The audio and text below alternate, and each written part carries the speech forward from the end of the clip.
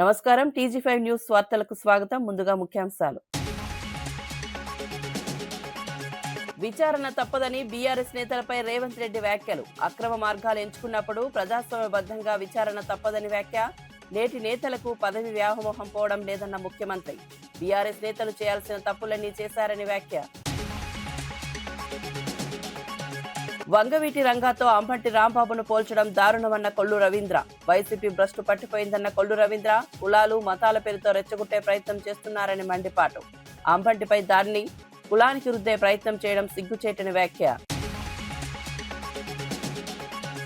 వ్యక్తిగత విమర్శలపై జీవన్ రెడ్డికి దయాకర్ హెచ్చరిక. హద్దులు దాటితే చర్యలు తప్పవన్న టీపీసీసీ.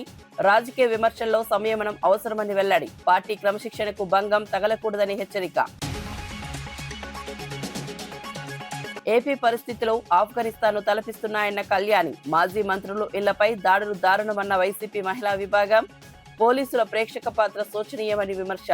భయ వాతావరణంలో పాలకుల రాజకీయ లాభం పొందుతున్నారని ఆరోపణ. ఫోన్ ట్యాపింగ్ ప్రజాస్వామ్యానికి ముప్పు అన్న మోతా రోహిత్. బీఆర్ఎస్ హయాంలో అక్రమ ట్యాపింగ్ జరిగిందని డీసీపీ ఆరోపణ. వ్యక్తిగత స్వేచ్ఛహరణ జరిగిందని మోతా రోహిత్ ఫైర్. దోషులను కఠిన శిక్షలు తప్పవని కాంగ్రెస్ డిమాండ్. ఇక వార్త వివరాల్లోకి వెళ్తే, చంద్రబాబు వ్యాఖ్యలతో రెచ్చిపోయి జరుగుతున్న దాడులపై కర్నూలు జిల్లా వైఎస్ఆర్సీపీ అధ్యక్షుడు ఎస్వి మోహన్ రెడ్డి తీవ్ర ఆందోళన వ్యక్తం చేశారు. రాష్ట్రంలో జరుగుతున్న ప్రతి దాడి వీడియో ఆధారాలతో డిజిటల్ బుక్ లో నమోదవుతుందని హెచ్చరించారు. వైఎస్ఆర్సీపీ కార్యకర్తలు బెదిరింపులకు, తాటాకు చెప్పులకు భయపడే స్థితిలో లేరని స్పష్టం చేశారు. పోలీసు వ్యవస్థ ప్రతిష్టను కాపాడుకోవాల్సిన బాధ్యత అధికారులదేనని, పోలీసులపై ప్రజలకు నమ్మకం పోతే శాంతి భద్రతలు పూర్తిగా గాడి తప్పుతున్నాయని హెచ్చరించారు. బాధితులే ప్రతీకారం తీర్చుకునే పరిస్థితి వస్తే రాష్ట్రం అరాచక దిశగా వెళ్లే ప్రమాదం ఉందని తెలిపారు. ఆంధ్రప్రదేశ్ ను అరాచక రాష్ట్రంగా మార్చవద్దంటూ పోలీసులను ఆయన చేతులెత్తి వేడుకున్నారు.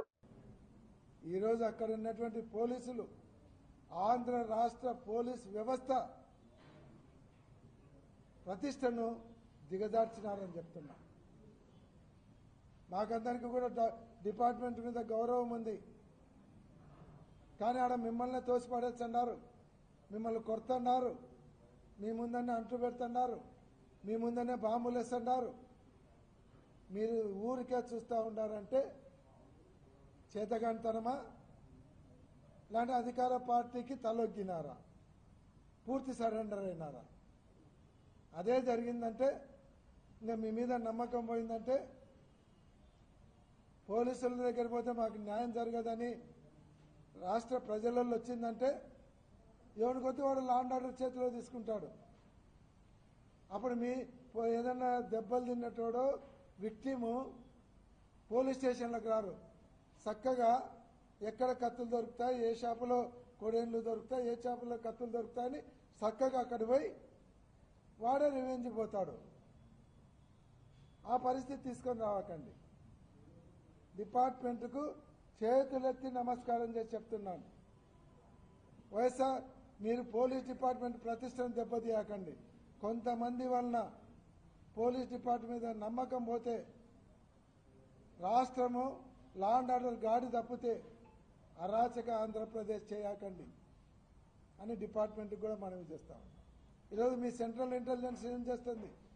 మీకు రిపోర్ట్స్ ఇవ్వడం లేదా? ఇంత అరాచక పాలన జరుగుతుంటే మా కూటమి సభ్యులే చేసుకొని లేని వదిలేసినారా? మీరు కూడా చెప్పండి. ఈ పాపంలో బీజేపీ పార్టీ కూడా కూటమిలో ఉన్నారు కాబట్టి మీకు కూడా పాత్ర ఉన్నట్టు, ఈ పాపంలో మీకు కూడా భాగం ఉందని మేము అనుకోవాల్సి వస్తుంది. కాబట్టి సెంట్రల్ హోమ్ మినిస్టర్ గారు, ఉపాధి హామీ పథకం విషయంలో కేంద్ర ప్రభుత్వం ప్రజలను మోసం చేస్తోందని వైఎస్ షర్మిల తీవ్ర విమర్శలు చేశారు. 50 రోజులు కూడా పని ఇవ్వలేని ప్రభుత్వం 125 రోజులు ఇస్తామని చెప్పడం బూటకమని వ్యాఖ్యానించారు. విబిజీ గ్రామ్ జీ పథకం పూర్తిగా దిక్కుమాలిన పథకమని, మన్రేగా పథకాన్ని నిర్వీర్యం చేయడానికే కేంద్రం కుట్రలు చేస్తోందని ఆరోపించారు. ఈ పథకం అమలైతే గ్రామాల్లో వలసలు మరింత పెరుగుతాయని హెచ్చరించారు. ఇప్పటికే అప్పుల ఊబిలో ఉన్న రాష్ట్రంపై మరో 5,000 కోట్ల భారం పడుతుందని తెలిపారు. గ్రామ్జీ పథకానికి చంద్రబాబు మద్దతు ఇవ్వడం దుర్మార్గమని విమర్శించారు. ఉపాధి హామీ పరిరక్షణ కోసం కాంగ్రెస్ చేపట్టిన ఉద్యమానికి ప్రజలంతా మద్దతుగా నిలవాలని పిలుపునిచ్చారు. కాబట్టి ఆ మంటలో చలిగాచుకునే పార్టీ కాబట్టి రాజశేఖర రెడ్డి గారు ఎప్పుడు బీజేపీ వ్యతిరేకిస్తే జగన్మోహన్ రెడ్డి గారు ఎప్పుడూ బీజేపీని వ్యతిరేకించలేదు. ఆ సాహసమే చేయలేదు. ఇప్పుడు కూడా ఉపాధి హామీ పథకాన్ని కూనీ చేస్తున్నా మాట్లాడరు, అమరావతికి అప్పులిస్తున్నా మాట్లాడరు, పోలవరం ప్రాజెక్టు ఎత్తు తగ్గిస్తున్నా మాట్లాడరు. ఏమనుకోవాలి వీళ్ళందరినీ? అందుకే చెప్తున్నాం, ఈ రాష్ట్రంలో బీజేపీ పార్టీయే అధికారంలో ఉంది. బాబు, జగన్, పవన్ అంటే బీజేపీ పార్టీ. అందరూ కలిసి బీజేపీ పార్టీకే ఊడిగలు చేస్తున్నారు. చంద్రబాబు గారైనా, పవన్ కళ్యాణ్ గారైనా, జగన్మోహన్ రెడ్డి గారైనా అందరూ కూడా బీజేపీ పార్టీకే ఊడిగలు చేస్తున్నారు. అందుకే కాంగ్రెస్ పార్టీ ఈ రోజు ప్రజల పక్షాన ఇంత గట్టిగా నిలబడాల్సి వస్తుంది. అందుకే ప్రజల పక్షాన నిలబడుతుంది కాంగ్రెస్ పార్టీ. అందుకే ప్రజల పక్షాన నిలబడుతుంది రాజశేఖర రెడ్డి బిడ్డ. మిమ్మల్ని అడుగుతున్నది ఒక్కటే, మీ గ్రామం గురించి, మీ ప్రజల గురించి, మీ బిడ్డల గురించి మీరు ఆలోచన చేయాల్సిన సమయం వచ్చింది. వాళ్ళకు ఉద్యోగాలు రావాలి, మీ గ్రామాలు బాగుపడాలి, మనకు అమరావతి కట్టాలి, పోలవరం ప్రాజెక్టు జరగాలి. ఇలాంటివన్నీ జరగాలి అంటే మనకు ప్రత్యేక హోదా రావాలి. ఒక కాంగ్రెస్ పార్టీ అధికారంలోకి వస్తేనే మన రాష్ట్రానికి ప్రత్యేక హోదా వస్తుంది. ప్రత్యేక హోదా వచ్చింది అంటే లక్షల కోట్ల రూపాయలు విలువ చేసేంత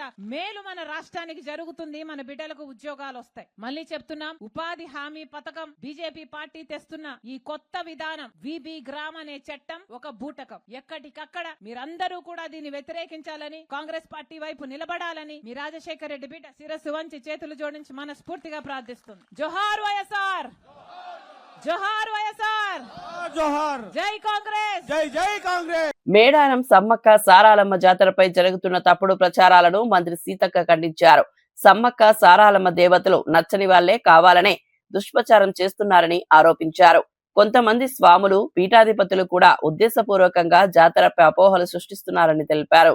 జాతర నిర్వహణలో భక్తులకు ఎలాంటి పెద్ద అసౌకర్యాలు జరగలేదని, భారీ జనసంద్రోహం ఉన్నప్పుడు చిన్న చిన్న పొరపాట్లు జరగడం సహజమని చెప్పారు. వాటిని ఆసరాగా చేసుకుని తప్పుడు ప్రచారం చేయడం సరికాదని సూచించారు. భక్తుల సౌకర్యార్థం ప్రభుత్వం, అధికారులు సమిష్టిగా పనిచేశారని తెలిపారు.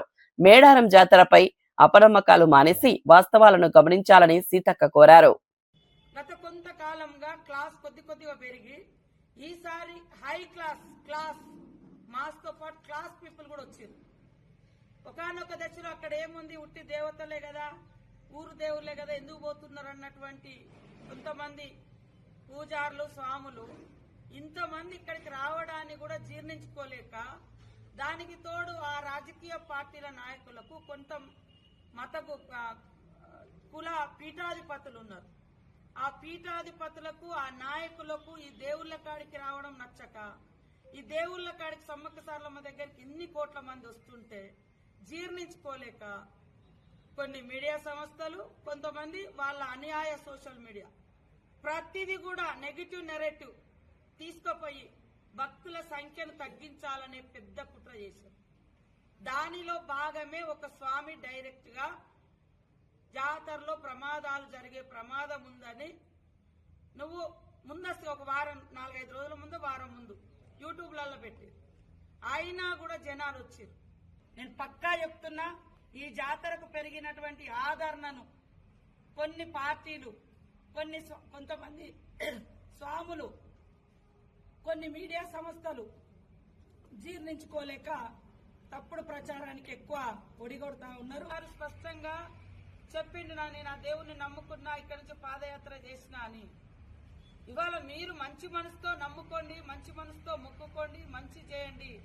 కానీ మీ నమ్మకాన్ని, మీ దేవుడు, మీరు కులదైవమో, కుటుంబ దైవాలో, పీఠాధిపతుల గౌరవం కోసం ఈ ప్రాంత ఇలవేల్పులు ఇవాళ ప్రపంచ దేవతలుగా ప్రఖ్యాతిగాంచుతున్నటువంటి సమ్మక్క సారలమ్మ జాతర మీద తప్పుడు ప్రచారాలు చేయడం మానుకోండి.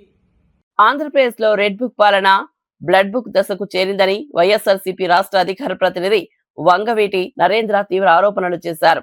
రాష్ట్రం అరాచకాలకు పరాకాష్ఠకు చేరిందనివే, రావణ కష్టాన్ని మించిపోయిన పరిస్థితులు నెలకొన్నాయని వ్యాఖ్యానించారు. ముఖ్యంగా కాపు సామాజిక వర్గం ఈ రాజకీయ మంటల్లో బలైపోతోందని ఆవేదన వ్యక్తం చేశారు. ఏ పార్టీలో అయినా కాపు నాయకుడు ఎదుగుతుంటే తెలుగుదేశం పార్టీ దాష్టీకం చేస్తోందని విమర్శించారు. రాజకీయ ప్రత్యర్థులను భయపెట్టే విధంగా దాడులు, బెదిరింపులు జరుగుతున్నాయని అన్నారు. ప్రజాస్వామ్య విలువలు పూర్తిగా దెబ్బతింటున్నాయని, రాష్ట్రాన్ని తిరిగి శాంతి మార్గంలోకి తీసుకోవాలని ఆయన డిమాండ్ చేశారు. బలిజ అని కూడా పెట్టారు. ఆ బలిజ రాయలసీమలో నిజంగానే బలైపోతున్నారనేది ఎప్పటి నుంచో చూస్తున్నాం. తెలగాలనేది ఏ విధంగా తెగ నరకబడుతున్నారో కూడా మనం చూస్తున్నాం. ఇక కాపులు అనేవాళ్ళు ఎవరు అధికారంలోకి రావాలన్నా, ఒకవేళ వచ్చినా వాళ్ళ గుమ్మాల దగ్గర కాపు కాస్తూ ఇగో ఇవాళ జరుగుతున్నటువంటి పరాకాష్ఠలో ఎదుర్కొన్నటువంటి సంఘటనలు మీ ముందు ఉంచాలని చెప్పనే ఇవాళ నేను ఈ విషయాన్ని మీకు తెలియజేయాలనుకుంటున్నాను. ఎందుకంటే నాటి నుంచి నేటి వరకు నాడు అంటే కాపుల్లో ఒక బలమైన నాయకుడిగా ఎదుగుతున్నటువంటి స్వర్గీయ వంగవీటి మోహన్ రంగా గారి దగ్గర నుంచి తీసుకుంటే ఎవరైనా కానీ ఒక బలంగా ఒక నాయకుడిగా ఎదుగుతుంటే తెలుగుదేశం పార్టీ ఒక స్వార్థపూరితమైన పార్టీ అని ఆ రోజున ఆయన నిలదీశారు. ఆయనని ఎంత దారుణంగా అధికారంతో హతమొందించారో మీకు తెలుసు. మరి తర్వాత నాయకులు ఎంతమంది ఈ తెలుగుదేశం పార్టీని నిలదీస్తున్న వాళ్ళల్లో పేర్లు చెప్పుకుంటూ వెళ్తే ముద్రగడ పద్మనాభం గారి గురించి మనకు చాలా స్పష్టంగా తెలుసు. ఆయన ఎంత దారుణంగా ఆయనని, ఆయన సతీమణిని, వాళ్ళ కొడుకుని కాపుల గురించి మాకు న్యాయం జరగట్లేదని ప్రశ్నిస్తే హింసించారో మీకు తెలుసు, మనందరం చూసాం.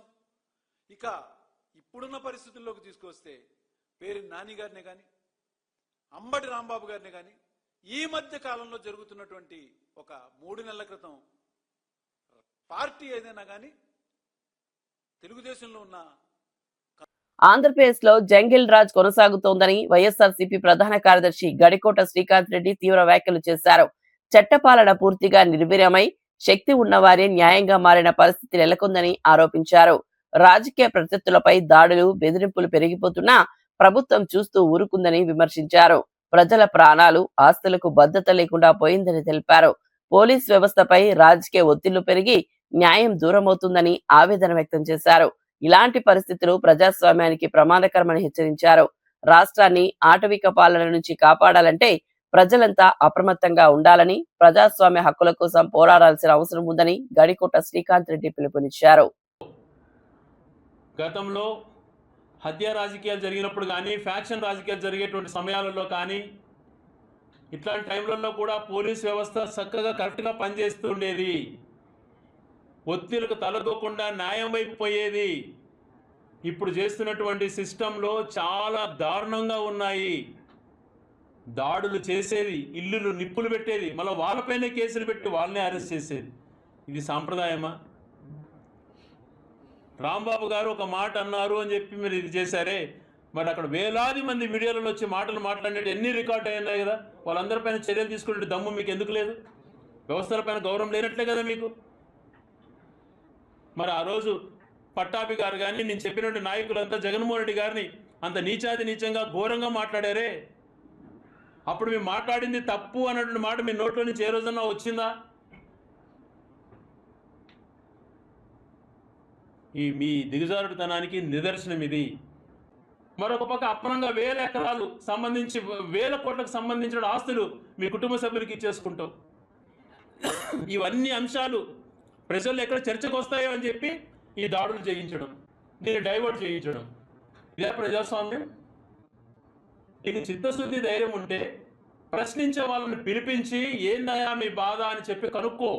మేము మాట్లాడే మాటల్లో అసత్యమైనవి ఉంటే అక్కడే ఖండించు. అంతేగాని అది కాకుండా వ్యవస్థని దిగజార్చే విధంగా, ఒక భవిష్యత్తులో ఇదేదో పెద్దగా మీరు సాధించే విధంగా. రాష్ట్రంలో జరుగుతున్న దాడులు, విధ్వంసాలు పూర్తిగా పథకం ప్రకారమే జరుగుతున్నాయని వైఎస్ఆర్ కాంగ్రెస్ పార్టీ నేత సజ్జల రామకృష్ణారెడ్డి తీవ్ర ఆరోపణలు చేశారు. జోగి రమేష్ ఇంటిపై జరిగిన దాడి యాదృచ్ఛికం కాదని, కూటమి ప్రభుత్వం ప్రత్యర్థులను భయపెట్టేందుకే ఇలాంటి చర్యలకు పాల్పడుతోందని విమర్శించారు. ఈ అరాచకాలను జాతీయ స్థాయిలో చర్చకు తీసుకెళ్తామని స్పష్టం చేశారు. ప్రభుత్వం ఎన్ని దాడులు చేసినా తాము ప్రశ్నించడం ఆపబోమని, ప్రతి సంఘటనను ఆధారాలతో సహా రికార్డ్ చేస్తున్నామని చెప్పారు.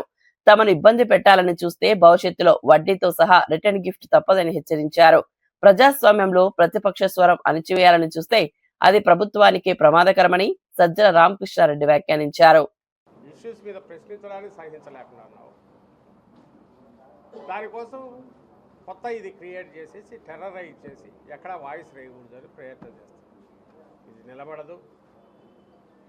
ఇది ఖచ్చితంగా ఎదుర్కొంటాం. అన్ని పద్ధతుల్లో న్యాయస్థానాల్లో అప్రోచ్ అవుతాము, మీడియా మీ ద్వారా జనం దృష్టికి తీసుకెళ్తాము, జాతీయ స్థాయిలో కూడా దీన్ని తీసుకెళ్లే ప్రయత్నం చేస్తాం.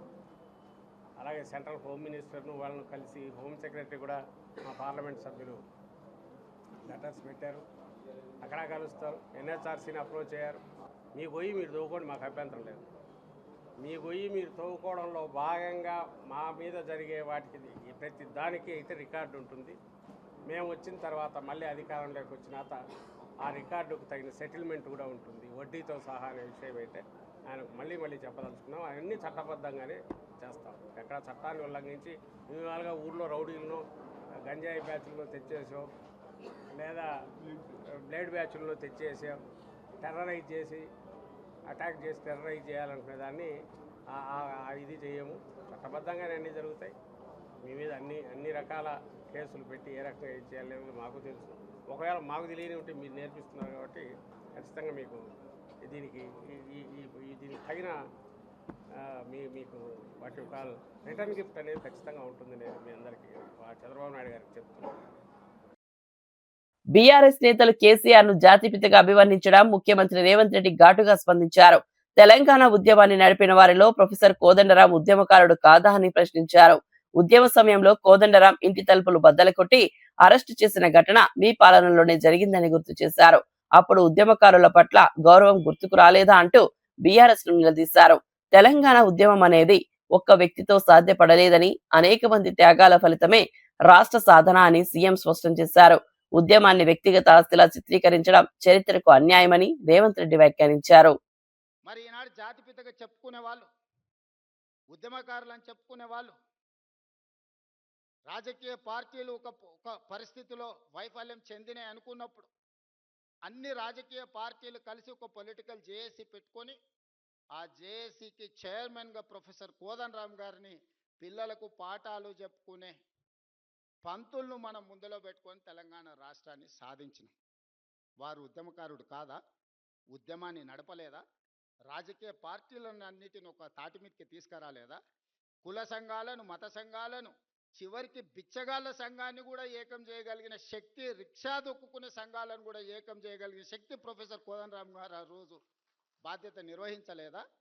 ఇదే రావి నారాయణ రెడ్డి ఇదే హాల్లో అన్ని రాజకీయ పక్షాల సమావేశాన్ని ఏర్పాటు చేసి జానారెడ్డి గారి ఇంటికాడ నుంచి నాకు తెలిసినంత వరకు ఇక్కడికే వచ్చి ఆనాడు తెలంగాణకు అనుకూలము కాదు, ఆ తెలంగాణకు వ్యతిరేకం కాదు, ఆర్ఎస్యు నుంచి ఆర్ఎస్ఎస్ వరకు, కమ్యూనిస్టుల నుంచి కాంగ్రెస్ వరకు ఏకం చేసి తెలంగాణ ఉద్యమాన్ని ముందుకు నడిపించిన ప్రొఫెసర్ కోదండరాం గారు ఉద్యమకారుడు కాదా?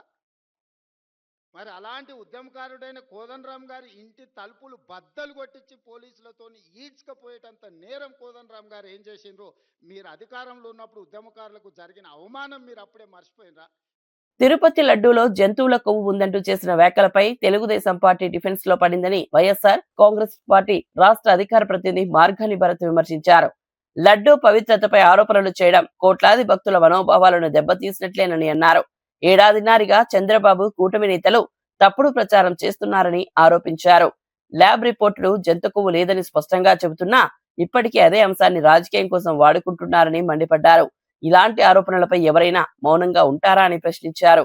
భక్తి పేరుతో రాజకీయాలు చేయడం తగదని, తిరుమల ప్రతిష్టతను కాపాడాల్సిన బాధ్యత అందరిదని మార్గాని భరత్ వ్యాఖ్యానించారు.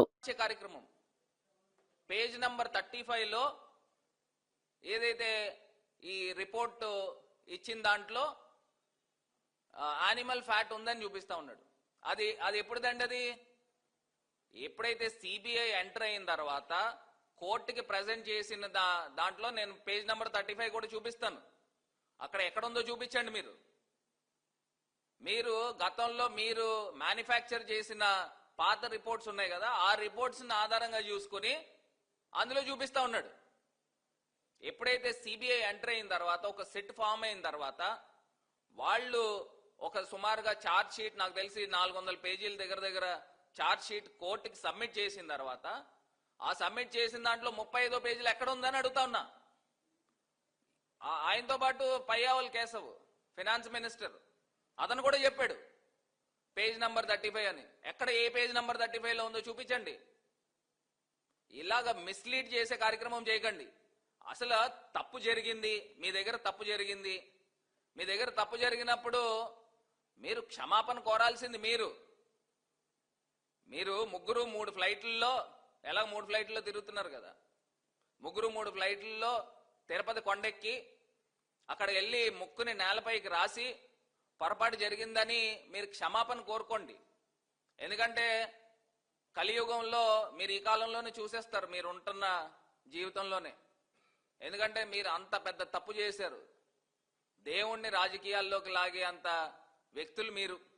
ఇంత దారుణంగా మా జగనన్న ఎప్పుడు చెప్తా ఉంటాడు, పైన దేవుడు ఉన్నాడు.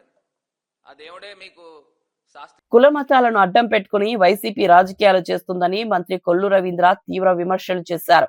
అక్రమ మద్యం కేసులో అరెస్టైన జోగి రమేష్ పై చట్టపరమైన చర్యలు తీసుకున్నామని తెలిపారు. తప్పుడు పనులు చేస్తూనే చంద్రబాబు లోకేష్ లపై ఇష్టమొచ్చినట్లు మాట్లాడడం వైసీపీ నేతలకు అలవాటైందని అన్నారు. అంబటి రాంబాబు చేసిన వ్యాఖ్యలు సభ్య సమాజం సిగ్గుపడేలా ఉన్నాయని వ్యాఖ్యానించారు. ప్రజాస్వామ్యంలో విమర్శలకు హద్దులు ఉండాలన్నారు.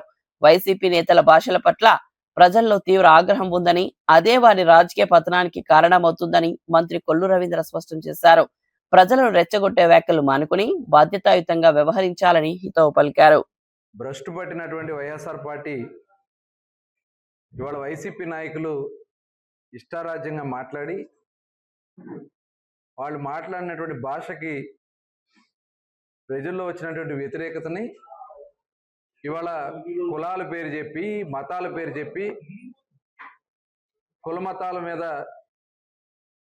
ఇవాళ వేలాలు ఎక్కువాలనే ప్రయత్నం చేస్తున్నారు. కుల మతాలను అడ్డం పెట్టుకుని రాజకీయం చేయాలని ప్రయత్నం చేస్తున్నారు. నిజంగా ఇది చాలా సిగ్గుచేటు. ఇవాళ మద్యం కేసులో అరెస్ట్ అయినటువంటి వ్యక్తి జోగి రమేష్ సిగ్గు లేకుండా నిస్సిగ్గుగా చేసిందేమో తప్పుడు పని, నిస్సిగ్గుగా వచ్చి ఇవాళ చంద్రబాబు నాయుడు గారి గురించి, లోకేష్ గారి గురించి మాట్లాడుతూ ఉన్నా అంటే నిజంగా సిగ్గుచేటు. అట్లాగే అంబటి రాంబాబు అతను మాట్లాడినటువంటి భాష చూసాం. ఇవాళ సభ్య సమాజం సిగ్గుపడే విధంగా ఇవాళ అంబటి రాంబాబుని ప్రతి ఒక్కరు కూడా చేదరించుకుంటా ఉన్నారు. దీన్ని రాజకీయం చేసి కులముద్ర చుట్టాలని ఇవాళ వంగవీటి మోహన్ రంగ గారితో అంబటి రాంబాబు గారిని పోలుస్తాం అంటే ఒకసారి మనం అందరూ కూడా ఆలోచించాలి. మరి ఆయన స్థాయి ఏంటి? రోడ్డు పక్కన ఆంబోతుల్లా మాట్లాడే అంబటి రాంబాబు పరిస్థితి ఏంటి? పార్క్ హైత్ పాండు మాటలపై జాగ్రత్తగా ఉండాలని TPCC general secretary Charagani Dayakar Jeevan రెడ్డికి హెచ్చరిక చేశారు. రాజకీయ విమర్శల్లో వ్యక్తిగత స్థాయికి దిగజారితే పరిణామాలు తీవ్రంగా ఉంటాయని అన్నారు. కాంగ్రెస్ పార్టీ క్రమశిక్షణకు ప్రాధాన్యమిస్తోందని, హద్దులు దాటిన వ్యాఖ్యలను సహించబోమని స్పష్టం చేశారు. ప్రజా సమస్యలపై చర్చ చేయాల్సిన రాజకీయాలు వ్యక్తిగత ఆరోపణల దాకా వెళ్లడం సరికాదని అన్నారు. రాష్ట్ర రాజకీయాల్లో వాతావరణాన్ని చెడగొట్టే ప్రయత్నాలు చేస్తే పార్టీ పరంగా చర్యలు తప్పవని హెచ్చరించారు. ప్రజల్లో అపోహలు సృష్టించే వ్యాఖ్యలను తక్షణమే ఆపాలని చనఘని దయాకర్ సూచించారు. కూడా కనీసం పన్ను చెల్లించకుండా ఇలా ఈ ప్రభుత్వం వచ్చిన తర్వాత సీజ్ చేసిందనే విషయాన్ని మర్చిపోవద్దు. బిడ్డ నువ్వు కూడా మాట్లాడుతుంటే ఎట్లా? ముఖ్యమంత్రి గారి పైన, ప్రభుత్వం పైన, పోలీసుల పైన నువ్వు మాట్లాడతావు. నీ సకదానం నీ పేరే, అసలు పేరే పార్క్ హైత్ పాండ్ అని పెట్టారు. నువ్వు కూడా మాట్లాడితే ఎట్లా? జీవన్ రెడ్డి గారు ఒళ్ళు జాగ్రత్త పెట్టుకొని మాట్లాడు. మీకు నిజంగా చిత్తశుద్ధి ఉంటే ఫోన్ ట్యాపింగ్ వ్యవహారం పైన మీ నాయకుల్ని తీసుకొచ్చి మాట్లాడి విచారించి. ప్రభుత్వం ఏదో గుడ్డగాల్చి మీద ఎవరు ఇవ్వట్లేదు. మీ ఆయంలో జరిగినటువంటి అత్యంత ప్రమాదకరమైనటువంటి ఫోన్ ట్యాపింగ్ వ్యవహారాన్ని సిట్ అధికారులు ఈరోజు చాలా నిబద్ధంగా, ప్రజాస్వామ్యబద్ధంగా, రాజ్యాంగబద్ధంగా చేస్తూ ఉన్నారు. దానికి సహకరించాల్సింది పోయి అవాకులు చివాకులు ఎందుకు బట్టలు చెప్పుకుంటున్నారు? ఏం మాట్లాడుతున్నారు నాకు అర్థం కాకూడదు. ఇష్టానుసారంగా మాట్లాడుతున్నారు ఏది పడితే అది. అసలు వ్యవహారం ఏంది? ఫోన్ ట్యాపింగ్ వ్యవహారం ఏంది? మీరు మాట్లాడేది ఏంది? కాబట్టి జీవన్ రెడ్డి కాస్త ఒళ్ళు జాగ్రత్త పెట్టుకొని మాట్లాడు. నీ సక్కదానం, నీ ఆయంలో 10 ఏళ్ల పాటు అధికారం ఉన్నప్పుడు నువ్వు ఏం చేసినావు, ఎట్లెట్లా ఎవరిని బెదిరించినావు, నువ్వు ఏడా ఇది చేసినావు అనేది అంతా కూడా తెలంగాణ ప్రజల ముందు నీ బతుకంతా రికార్డ్ అయి ఉంది. నీ బతుకంతా ఏదో ఆర్టీసీ బస్టాండ్ ఎంతనో నీ బతుకు కూడా అంతే అయిందనే విషయాన్ని మర్చిపోవద్దు. కాబట్టి ప్రభుత్వ భూముల్ని కబ్జా చేసుకొని కాంప్లెక్స్ కట్టిన నీలాంటి కూడా మాట్లాడితే తెలంగాణ ప్రజలు నవ్వుకుంటున్నారు. కాస్త ఒళ్ళు జాగ్రత్త పెట్టుకొని మాట్లాడు జీవన్ రెడ్డి అని కూడా హెచ్చరిస్తా ఉన్నాం. ఫోన్ ట్యాపింగ్ అనేది ప్రజాస్వామ్య విలువలకు విరుద్ధమైన తీవ్రమైన నేరమని ఖైరతాబాద్ డీసీసీ అధ్యక్షులు మోతా రోహిత్ పేర్కొన్నారు. దేశ భద్రతకు ముప్పు ఉన్న సందర్భాల్లో మాత్రమే చట్టపరంగా ట్యాపింగ్ చేయాల్సి ఉంటుందని, కానీ బీఆర్ఎస్ పాలనలో ప్రతిపక్ష నేతలు, పోలీస్ అధికారులు, సెలబ్రిటీలు వారి కుటుంబ సభ్యుల ఫోన్లను కూడా అక్రమంగా ట్యాప్ చేశారని ఆరోపించారు. ఇది అధికార దుర్వినియోగానికి పరాకాష్ట అని విమర్శించారు. ఈ అక్రమ చర్యలను అమలు చేయడానికి నమ్మకస్తులని కీలక పదవుల్లో నియమించి మొత్తం వ్యవస్థను వ్యక్తిగత ప్రయోజనాల కోసం వాడుకున్నారని మండిపడ్డారు. ఫోన్ ట్యాపింగ్ ద్వారా ప్రజల వ్యక్తిగత స్వేచ్ఛను హరించారని, ఈ వ్యవహారంలో బాధ్యులైన వారిపై కఠిన చర్యలు తీసుకోవాలని డిమాండ్ చేశారు. ప్రజాస్వామ్యాన్ని కాపాడాలంటే చట్టం తన పని తాను చేయాలని స్పష్టం చేశారు.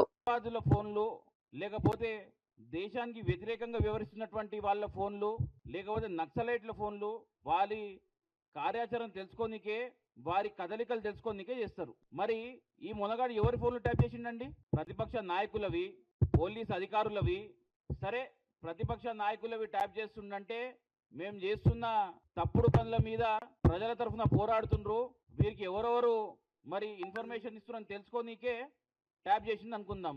కానీ సిగ్గు లేకుండా ఎంతోమంది సెలబ్రిటీలవి, మొగుడు పిల్లలవి, దీనికంటే నీచానికి ఇంకా దిగజారలేము అన్న ప్రతిసారి ఇంకా ఎక్కువ దరిద్రపు పనులు ఈ కేసీఆర్ కానీ కేటీఆర్ కానీ చేసిరని చెప్పేసి మనం అందరం కూడా మీడియా కథనాల ద్వారా చూసినాం. ఈ ఫోన్ ట్యాపింగ్ కోసం అందరూ సహకరించారని తెలిసి వేరే అధికారుల మీద నమ్మకం లేక తన కులపోళ్లను, చుట్టాలను ప్రభాకర్ రావుని ఇంటెలిజెన్స్ చీఫ్ గా నియమించుకొని ప్రణీత్ రావు అనే ఒక అధికారి 2007లో ఒక ఎస్ఐ ర్యాంక్ అధికారికి ప్రమోషన్, జనరల్ గా ఒక ఎస్ఐ ర్యాంక్ అధికారికి ప్రమోషన్ ఇవ్వాలంటే ఉగ్రవాదుల మీద అలుపెరగని పోరాటం చేసి తన ప్రాణాలకు తెగించి పోరాడిన వాళ్ళకి ఇస్తారు, లేకపోతే నక్సలైట్లతోని ప్రాణాలకు తెగించి పోరాడిన వాళ్ళకి ఇస్తారు.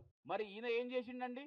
కేవలం ఈ ఫోన్ ట్యాపింగ్ ని పర్యవేక్షించాలే, వేరే వాళ్ళ మీద నమ్మకం లేక తన సొంత పోడు కావాలని చెప్పేసి ఈ ప్రణీత్ రావు అనే ఒక ఎస్ఐకి ప్రమోషన్ ఇచ్చి డిఎస్పీ చేసి తనకి బాధ్యత అప్పచెప్పడం జరిగింది. భుజంగరావు, రాధాకిషన్ రావు అంటే ఈ తిరుమల లడ్డూలో జంతువుల కొవ్వు కలిసిందని మాట్లాడేందుకు చంద్రబాబుకు ఏ ఆధారం ఉందని వైఎస్ఆర్సీపీ అధికార ప్రతినిధి కారుమూరి వెంకటరెడ్డి ప్రశ్నించారు.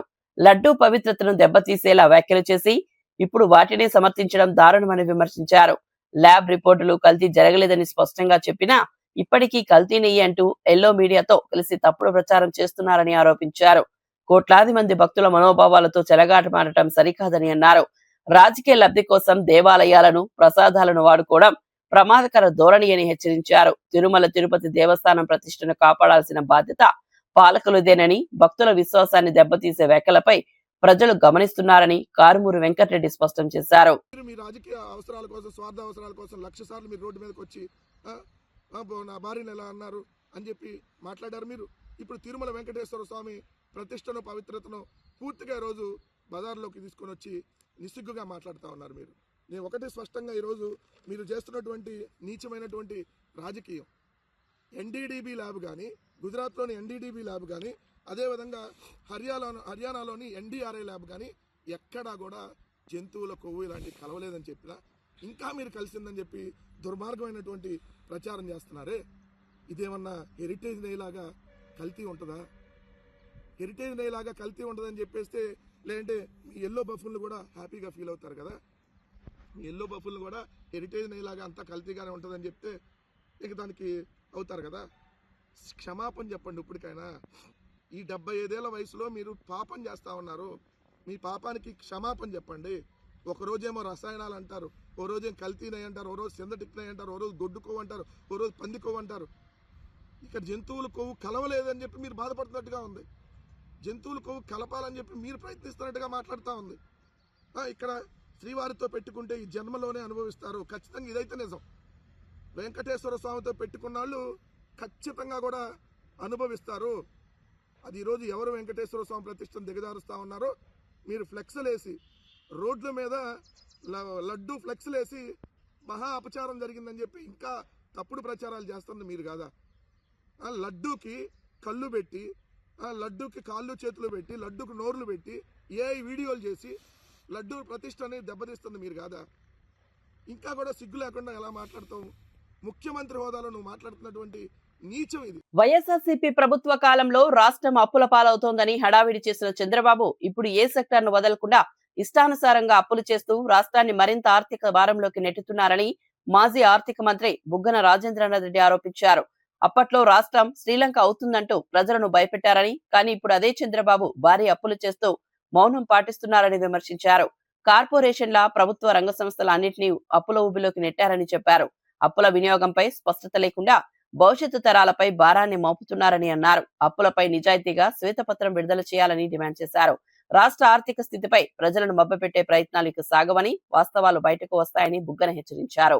750 కోట్లు ఇది కాక అంటే ఇవన్నీ కలిపితే 89,320 కోట్లు ఉన్నాయండి. 89,320 కోట్లు. ఈ 89,320 కోట్లలో మనము ఏదైతే జలజీవన్ మిషన్ మాదిరి చూసినట్లయితే ఇవన్నీ కూడా చాలా వరకు మీరు మీ రాష్ట్ర ఖర్చుల కోసం వాడినట్లు అర్థమవుతుంది. లేకుంటే భారతదేశ వ్యాప్తంగా దేశానికంతా కలిసి జలజీవన్ మిషన్లో 17,000 కోట్లు ఖర్చు పెడితే దేశానికంతా కలిసి అంటే అందులో రాష్ట్ర వాటా ఎంత? 17,000 కోట్లలో సగం ఎంత అవుతుంది? 8,500 కోట్లు.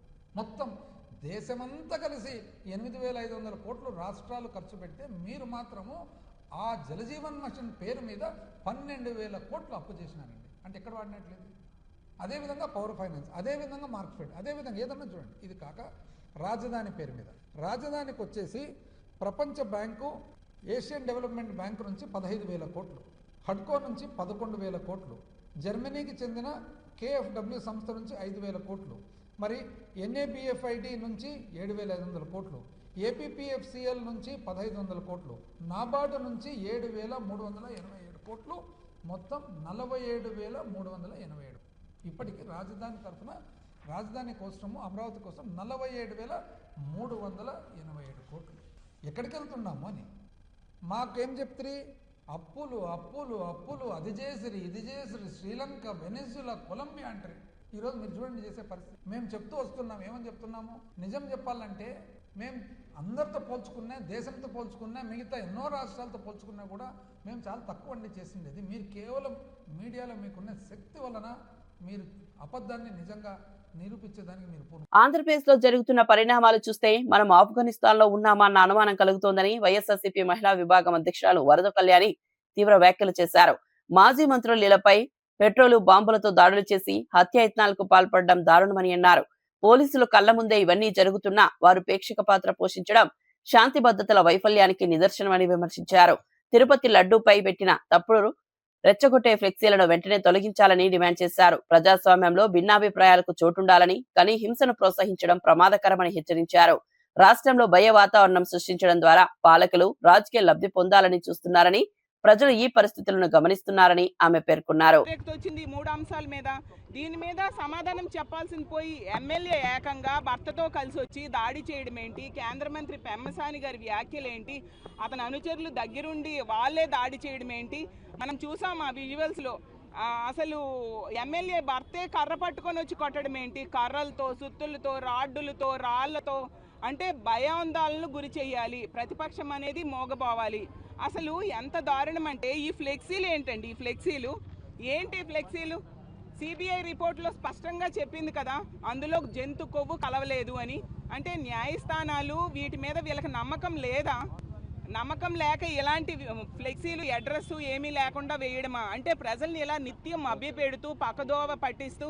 బీజేపీ వాళ్ళు తీసుకుంటే ఆ రోజు చెక్క భజన చేసుకుంటూ ఒక మహిళ వచ్చింది. ఈ రోజు ఎందుకు ఆవిడ మాట్లాడలేదు? ఈవెన్ బీజేపీ వాళ్ళు ఈరోజు మాట్లాడాలి, మోడీ గారితో సహా బీజేపీ రాష్ట్ర అధ్యక్షులు అందరూ మాట్లాడాలి. ఇంత అరాచకం ఈ ఆంధ్రప్రదేశ్ రాష్ట్రంలో జరుగుతుంది. ఇలా రెచ్చగొట్టే పనులు చేస్తూ మళ్ళీ తిరిగి మా పార్టీ నాయకుల మీద దాడులు చేయడం ఎంతవరకు సమంజసం? దీన్ని మేము తీవ్రంగా ఖండిస్తూ ఉన్నాము. మహిళా ఎమ్మెల్యే ఆ గల్లా మాధవి గారు ఎంత దారుణం! ఆవిడ ఒక మహిళ, మొదటిసారి ఎమ్మెల్యే అయింది. ప్రజలేమో ఆవిడేదో మంచి చేస్తుందని ఓట్లేసి గెలిపించారు. మంచి చేయట్లేదు సరికదా, ప్రతిపక్ష నాయకుడి మీద ఈ విధంగా దాడులు పూనుకోవడం ఎంతవరకు సమంజసం? అసలు ఇలాంటి శాంతి భద్రతల సమస్యలు తలెత్తినప్పుడు అధికార పక్షం రక్షించాలి ప్రజల్ని. ఇలాంటివి జరగకుండా చూడాల్సింది పోయి వాళ్ళే రెచ్చగొట్టి వాళ్ళే శాంతి భద్రతలు విఘాతం చేస్తూ ఉంటే ఇంకేంటి దీని పరిస్థితి? తక్షణమే మేము కోరుకుంటున్నాం, గవర్నర్ గారు దీని మీద జోక్యం చేసుకోవాలి. రాష్ట్రపతి పాలన ఈ రాష్ట్రంలో విధించాల్సిన అవసరం ఉంది అని తెలియజేస్తూ ఉన్నాను. ఇలాంటి తప్పుడు పనులకి మేము ఎప్పటికి కూడా ఊరుకోము. ఖచ్చితంగా ఇలాంటి ఫ్లెక్సీలన్నీ తొలగించాలి, ప్రజలను మభ్యపెట్టే పని మానుకోవాలని తెలియజేస్తూ ఉన్నాను. గత వారం రోజులుగా ఆంధ్రప్రదేశ్ లో జరుగుతున్న పరిణామాలు చూస్తుంటే రాష్ట్రంలో ఆటవిక రాక్షస పాలన నడుస్తోందని కమలాపురం వైఎస్ఆర్సీపీ ఇన్ఛార్జ్ నరేన్ రామాంజులరెడ్డి వ్యాఖ్యానించారు. చంద్రబాబు దిగజారు రాజకీయాలు అందరికీ తెలుసు, కానీ తిరుమల లడ్డూ ప్రతిష్టను కూడా దిగజార్తి స్థాయికి వెళ్తారని ఊహించలేదని అన్నారు. కోట్లాది మంది భక్తుల విశ్వాసానికి ఇది తీవ్రమైన దెబ్బని పేర్కొన్నారు. రాజకీయ లాభాల కోసం పవిత్ర అంశాలను వాడుకోవడం ప్రజాస్వామ్యానికి ముప్పని హెచ్చరించారు. రాష్ట్రంలో జరుగుతున్న హింసాత్మక ఘటనలు దాడుల పాలకుల వైఫల్యాన్ని చూపిస్తున్నాయని అన్నారు. ప్రజలంతా శాంతి, భద్రత, ధర్మ పరిరక్షణ కోసం ప్రశ్నించాల్సిన సమయం వచ్చిందని, ఈ విధమైన పాలనకు ప్రజలే తగిన సమాధానం ఇస్తానని నరేన్ రామాంజులరెడ్డి స్పష్టం చేశారు. అనుకోలేదు చంద్రబాబు నాయుడు గారిని అంత దూరం పోతారని చెప్పేసి. తన జగన్మోహన్ రెడ్డి గారిని రాజకీయంగా అణగదొక్కాలనే ఉద్దేశంతో వేసినటువంటి ఎత్తుగడే తిరుమల లడ్డూలో జంతువు కొవ్వు కానీ యానిమల్ ఫ్యాట్ కానీ కలిసిందని చంద్రబాబు నాయుడు గారు చేసినటువంటి ఆరోపణ. నిన్న కూడా కుప్పంలో చంద్రబాబు నాయుడు గారు ఏమని చెప్తారంటే ఎన్డీబీబీ ల్యాబ్లో జంతువు కొవ్వు కలిసింది లడ్డూలో అని తెలియంది, దాని తర్వాతనే నేను చెప్పినాను అని చెప్పేసి చంద్రబాబు నాయుడు గారు చెప్తారు. ఒక నిమిషం చంద్రబాబు నాయుడు గారు చెప్పిందే కరెక్ట్ అని అనుకుందాం. చంద్రబాబు నాయుడు గారు చెప్తున్నట్టుగా ఎన్డీబీబీ ల్యాబ్లో వచ్చినటువంటి రిపోర్ట్లో పంపించినటువంటి శాంపుల్ కూటమి ప్రభుత్వం ఏర్పడిన తర్వాత పంపించినటువంటి శాంపుల్. ఆ శాంపుల్ ఎవరు తీశారు అంటే అప్పుడు ఈవోగా ఉన్నటువంటి శ్యామలరావు గారు తీయడం జరిగింది. ఈ కూటమి ప్రభుత్వం ఏర్పడిన తర్వాత మొట్టమొదటి పోస్టింగ్ ఎవరికన్నా ఇచ్చారంటే టీడీడీ ఈవో అయినటువంటి శ్యామలరావు గారికి ఇవ్వడం జరిగింది. జూన్ నెల 2024 అంటే లాస్ట్లో 23-24 తారీఖులో తీసినటువంటి శాంపుల్ రిపోర్టు చంద్రబాబు నాయుడు గారు చెప్తారు. ఓకే, సో జూన్ నెలలో తీసినటువంటి రిపోర్ట్ అంటే గత 5 సంవత్సరాలలో ఎక్కడ కూడా నెయ్యి శాంపుల్ కానీ లడ్డూ శాంపుల్ కానీ ఏవి కూడా లేవు.